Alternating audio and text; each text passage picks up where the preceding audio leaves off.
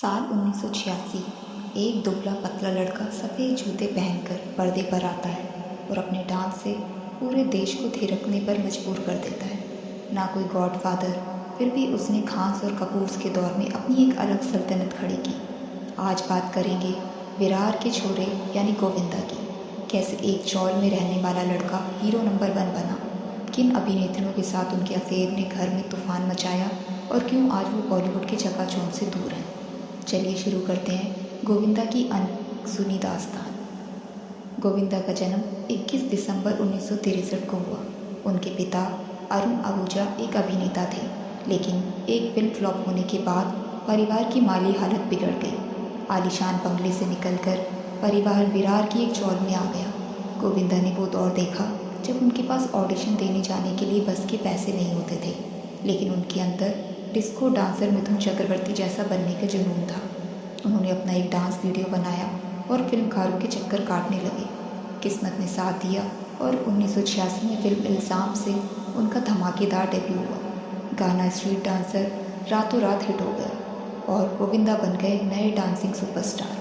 90 के दशक में गोविंदा और डायरेक्टर डेविड धवन की जोड़ी ने बॉक्स ऑफिस पर राज किया।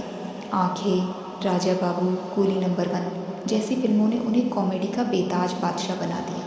गोविंदा के रंग बिरंगे कपड़े और उनके चेहरे के एक्सप्रेशन उनकी पहचान बन गए। उस दौर में वे इतने बिजी थे कि एक साथ 40-40 फिल्में साइन कर लेते थे। 1999 में BBC के एक पोल में उन्हें दुनिया का 10वां सबसे महान स्टार चुना गया था। गोविंदा की फिल्में सिर्फ फिल्में नहीं बल्कि मनोरंजन का पूरा पैकेज होती थी। उन्होंने एक्शन से शुरुआत की, लेकिन कॉमेडी की तो वे बेताज बादशाह बन गए। दुगले राजा 1998 में कादर खान और गोविंदा की जुगलबंदी इस फिल्म की जान है। ढाबा चलाने वाला राजा और 5 स्टार होटल के मालिक के बीच की लड़ाई आज भी हंसा हंसा कर लोटपोट कर देती है। हीरो नंबर 1 साल 1997, प्यार के लिए नौकर बनकर ससुराल जाने की कहानी, इसमें गोविंदा का डांस और कॉमेडी टाइमिंग शिखर पर थी। कूली नंबर 1 साल 1995, हुस्न है सुहाना गाने से लेकर गोविंदा के अलग अलग रूप तक ये फिल्म एक ब्लॉकबस्टर एंटरटेनर है। हसीना मान जाएगी साल 1999, संजय दत्त और गोविंदा की जोड़ी ने इसमें कमाल कर दिया था। स्वर्ग साल 1990, अगर आपको लगता है कि गोविंदा सिर्फ कॉमेडी कर सकते हैं तो ये फिल्म ज़रूर देखें। एक वफादार नौकर की कहानी जो अपने मालिक के लिए सब कुछ न्यौछावर कर देता है। हत्या साल 1988, ये एक बेहतरीन थ्रिलर फिल्म है जिसमें गोविंदा ने एक बहुत ही गंभीर भूमिका निभाई थी। इसे उनके करियर की बेहतरीन परफॉर्मेंस में गिना जाता है। नसीब साल 1998, शिकवा नहीं किसी से गाना इसी फिल्म का है। इसमें उनका एक अलग ही भावुक अंदाज देखने को मिलता है। बड़े मियाँ छोटे मियाँ साल 1998, अमिताभ बच्चन और गोविंदा का साथ आना किसी दिवाली धमाके से कम नहीं था। साजन चले ससुराल 1996, 2 पत्नियों के बीच फंसे गोविंदा की ये फिल्म उस साल की सबसे बड़ी हिट्स में से एक थी। आंखें साल 1993, इस फिल्म ने बॉक्स ऑफिस पर तहलका मचा दिया था।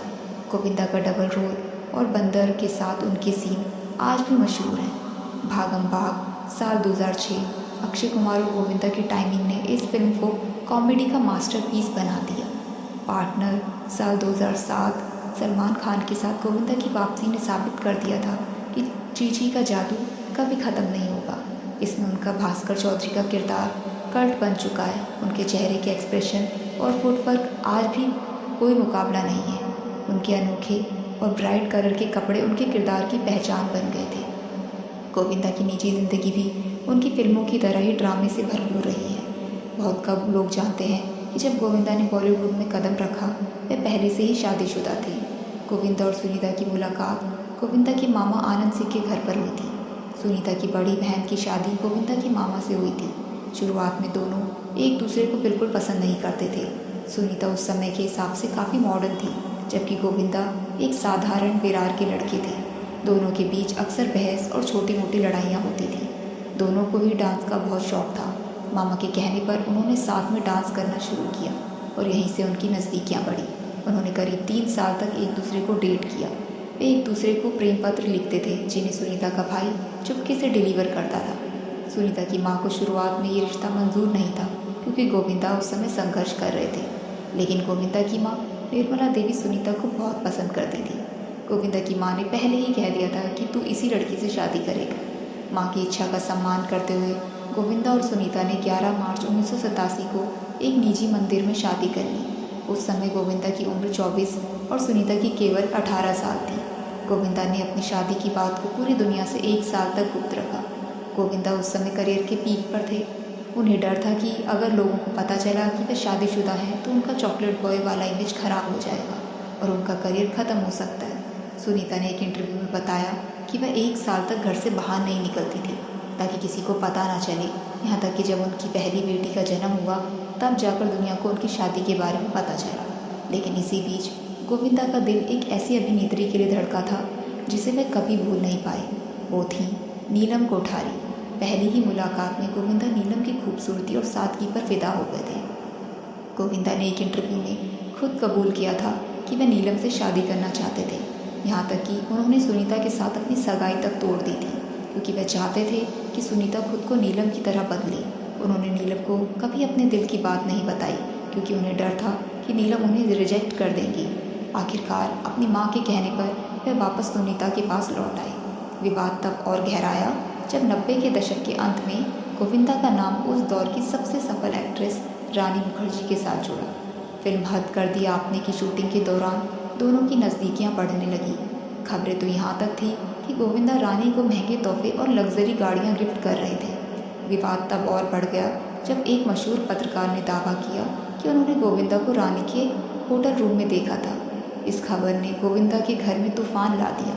कहा जाता है कि सुनीता घर छोड़कर चली गई थी और तलाक की नौबत आ गई थी, लेकिन गोविंदा ने अपनी शादी बचाने का फैसला किया और रानी से दूरी बना ली। करियर के चरम पर गोविंदा ने राजनीति में कदम रखा और 2004 में सांसद बने, लेकिन राजनीति की वजह से उनका फिल्मी करियर ढलान पर आ गया। सेट पर घंटों देरी से आना और अनुशासन की कमी ने बड़े डायरेक्टर्स को उनसे दूर कर दिया। धीरे धीरे सुपरस्टार की चमक फीकी पड़ने लगी। एक टीवी इंटरव्यू में गोविंदा ने दावा किया कि हॉलीवुड डायरेक्टर जेम्स कैमरून ने उन्हें फिल्म अवतार ऑफर की थी, लेकिन उन्होंने मना कर दिया। सोशल मीडिया पर उनका काफ़ी मजाक उड़ा क्योंकि लोगों को यकीन नहीं हुआ कि उन्होंने इतनी बड़ी फिल्म ठुकराई। गोविंदा का नाम कई विवादों से जुड़ा। 2008 में फिल्म मनी है तो हनी है की शूटिंग के दौरान गोविंदा ने संतोष राय नाम के एक फैन को सेट पर थप्पड़ जड़ दिया था। ये मामला सुप्रीम कोर्ट तक पहुंचा और अंत में गोविंदा को माफ़ी मांगनी पड़ी और 5 लाख रुपए का हर्जाना देना पड़ा और उनकी छवि एक डाउन टू अर्थ स्टार से बदलकर एक अहंकारी इंसान की बन गई। गोविंदा के करियर और उनके एटीट्यूड को लेकर बॉलीवुड में काफ़ी चर्चाएं रही हैं।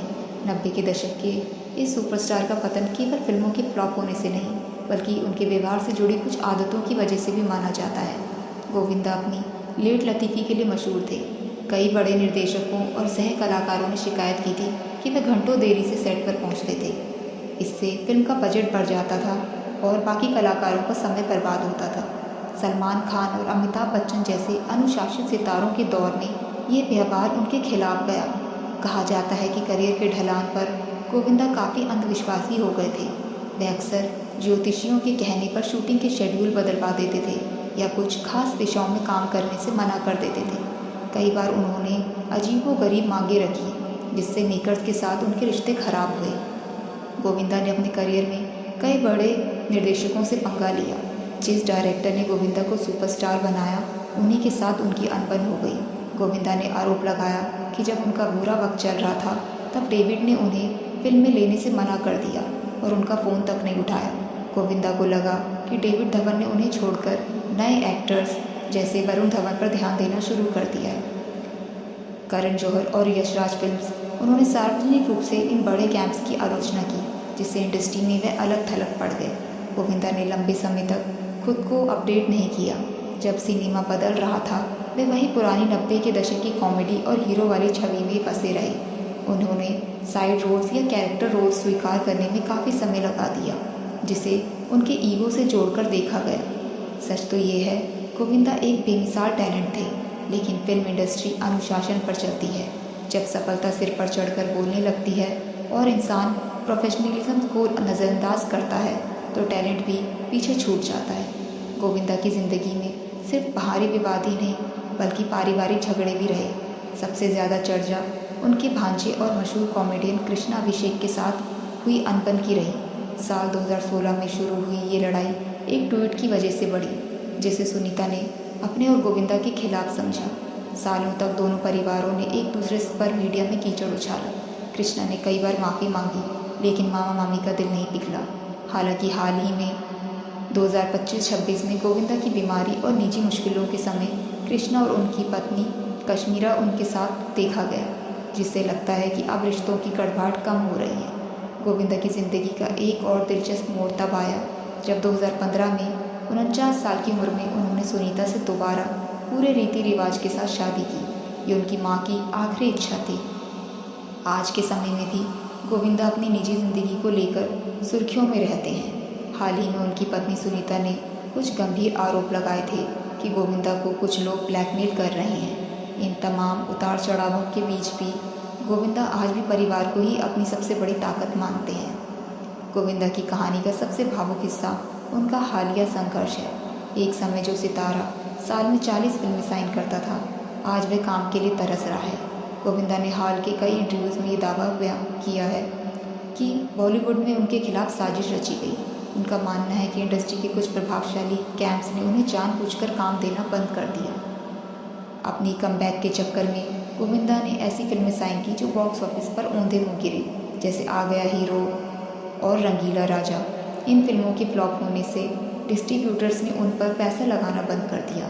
आज वे फिल्मों की बजाय स्टेज शो, शादियों में परफॉर्मेंस और छोटे मोटे विज्ञापनों से गुजारा कर रहे हैं।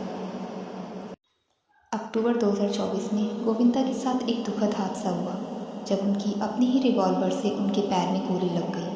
आज गोविंदा सिर्फ यादों में और पुराने गानों में जिंदा है, लेकिन उनका ये संघर्ष हमें सिखाता है कि शोहरत की चमक कितनी जल्दी फीकी पड़ सकती है। गोविंदा की कहानी हमें सिखाती है कि सफलता पाना जितना मुश्किल है, उसे संभाल कर रखना उससे भी ज़्यादा कठिन। आज भले ही वो फिल्मों में सक्रिय ना हो, लेकिन उनके जैसा डांस और कॉमिक टाइमिंग आज भी कोई मैच नहीं कर सकता। वे बॉलीवुड के इकलौते नंबर 1 एक्टर रहेंगे। अगर आपको गोविंदा की ये लाइफ जर्नी पसंद आई तो हमें कमेंट्स में बताएं कि गोविंदा की अगली फिल्म का आप कितनी बेसब्री से इंतज़ार कर रहे हैं। और हाँ, वीडियो को शेयर करना ना भूलें। मिलते हैं अगले वीडियो में।